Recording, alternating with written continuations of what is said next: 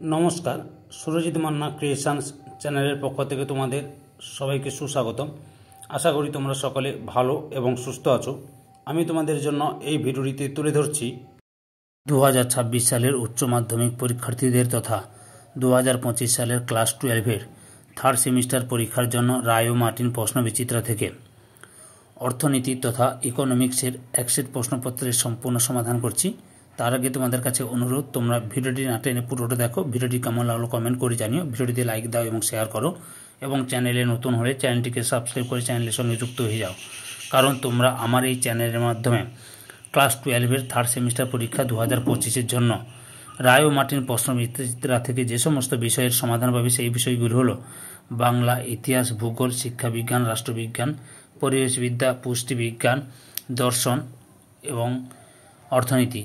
এই ভিডিওতে অর্থনীতি থেকে একসেট প্রশ্নপত্রের সম্পূর্ণ সমাধান করছি, তোমরা পুরো ভিডিওটি লক্ষ্য করো। 690 নম্বর পেজের মডেল কোশ্চেন পেপার 6, স্কুলের নাম Jodhpur park girls high school. এই স্কুলের প্রশ্নপত্রের সেটটি সম্পূর্ণ সমাধান করছি। এর আগে আমি তোমাদের 1 থেকে 6 নম্বর মডেল কোশ্চেন সেটগুলো আলোচনা করে দিয়েছি। তোমরা ওই 5টি ভিডিও দেখতে চাইলে আমার চ্যানেলের প্লে লিস্টে গিয়ে দেখে নাও, না হলে এই ভিডিও ডিসক্রিপশনে তার লিঙ্ক দেওয়া আছে, ওখানে ক্লিক করে দেখে নিতে পারো। আলোচনা শুরু করছি। প্রথম প্রশ্ন, নিচের কোনটি প্রবাহমূলক ধারণা? অপশান ডিতে উপরোক্ত সবকটি। 2 নম্বর প্রশ্ন, হস্তান্তর আয় অপশান বিতে জাতীয় আয়ের মধ্যে অন্তর্ভুক্ত হয় না। 3 নম্বরে, মুক্ত অর্থনীতিতে আয় শুমারি পদ্ধতিতে জাতীয় আয় বলতে বোঝায় অপশান বিতে খাজনাযুক্ত, মজুরিযুক্ত, সুদযুক্ত, মুনাফাযুক্ত, বিদেশ থেকে নেট আয় প্রাপ্ত। 4 দাগে স্তম্ভ মেলাও। সঠিক উত্তরটি হল অপশান সির উত্তরটাই ঠিক। 1-এর বি, 2-এর সি, 3-এর এ। 5 নম্বর প্রশ্ন, মূল্য সংযোজন পদ্ধতির মাধ্যমে জাতীয় আয় পরিমাপের ড্যাশ সমস্যা দূর করা যায়? অপশান ডিতে 2বার বা বহুবার গণনার। 6 দাগে প্রশ্নের সঠিক উত্তরটি হল অপশান বির উত্তরটা ঠিক। এ ও আর উভয়ই সঠিক, কিন্তু আর এ এর সঠিক ব্যাখ্যা নয়। 7 নম্বর প্রশ্ন, ইস্পাত কারখানায় ব্যবহৃত কয়লা কী হিসেবে গণ্য হবে? অপশান এতে অন্তর্বর্তী দ্রব্য। 8 নম্বর প্রশ্ন, সঠিক উত্তরটি হল অপশান এতে 1 নম্বর ও 2 নম্বর উভয়ই সঠিক। 9 দাগের কোন সম্পর্কটি সঠিক? অপশান বির উত্তরে ঠিক। এপিসি যুক্ত এপিএস সমান 1। 10 দাগে প্রান্তিক সঞ্চয় প্রবণতা এমপিএস সমান ড্যাশ। অপশান ডির উত্তরে ঠিক। 11 দাগে সামগ্রিক চাহিদা রেখা যেখানে 45 ডিগ্রি সরলরেখাকে ছেদ করে সেখানে নির্ধারিত হয় অপশান সিতে ভারসাম্য জাতীয় আয়। 12 দাগে সঠিক উত্তরটি হল অপশান সিতে এ সঠিক, কিন্তু আর সঠিক নয়। 13 দাগে সরকারি বাজেটে অপশান ডিতে উপরের যে কোনোটি হতে পারে। 14 দাগে বিনিয়োগ গুণকের মান অপশান এর উত্তরে ঠিক 1/MPS। 15 দাগে যদি সরকারি ব্যয় অপরিবর্তিত রেখে করের পরিমাণ 100 টাকা হ্রাস করা হয় এবং যদি প্রান্তিক ভোগ প্রবণতার মান 4/5 হয়, তবে জাতীয় আয়ে কত পরিবর্তন হবে? Option C 400। 16 দাগে সমতার বাজেট গুণকের মান অপশান সিতে 1-এর সমান। 17 দাগের সঠিক উত্তরটি হল অপশান ডির উত্তরে ঠিক। 1 ভুল, 2 সঠিক। 18 দাগে কোনো দেশ বা দেশ অন্য কোনো দেশ থেকে ঋণ গ্রহণ করলে তার ড্যাশের অন্তর্ভুক্ত হবে? অপশান এতে মূলধনের প্রাপ্তি।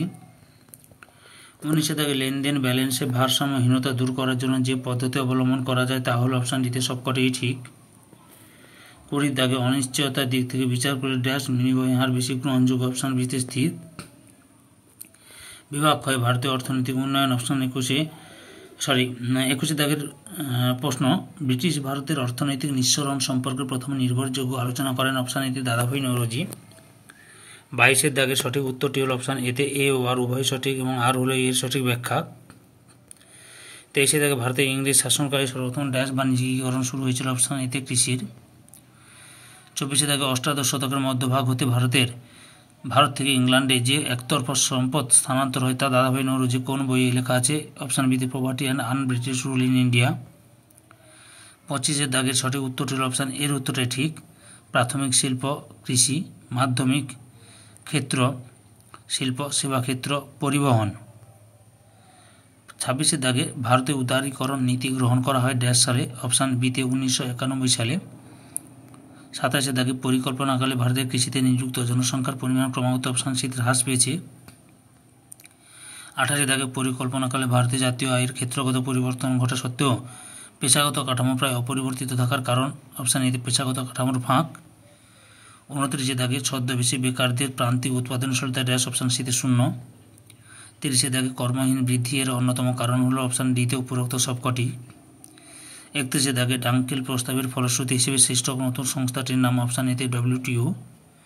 32 দাগে সঠিক উত্তরটি হল অপশান সিতে 1 ও সঠিক ও 2 ভুল।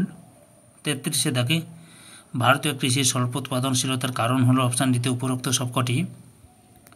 34 দাগে সঠিক উত্তরটি অপশান সি 1 সঠিক ও 2 ভুল। 35 দাগে অপারেশন বর্গা শব্দ উচ্চারণ সম্পর্কিত ড্যাশের সঙ্গে অপশান এতে ভূমি সংস্কার। 36 দাগে ভারতীয় কৃষিতে প্রাতিষ্ঠানিক ঋণের ক্ষেত্রে সর্বোচ্চ নিয়ামক সংস্থা হলো অপশান বিতে নাবার্ড।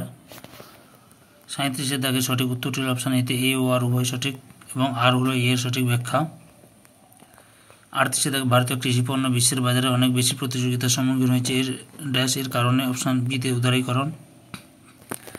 39 দাগে নিচের কোন খাদ্যশস্যের গণবন্টন ব্যবস্থার উদ্দেশ্য নয় অপশান ডিতে বিক্রেতাদের মুনাফা সর্বোচ্চ করা।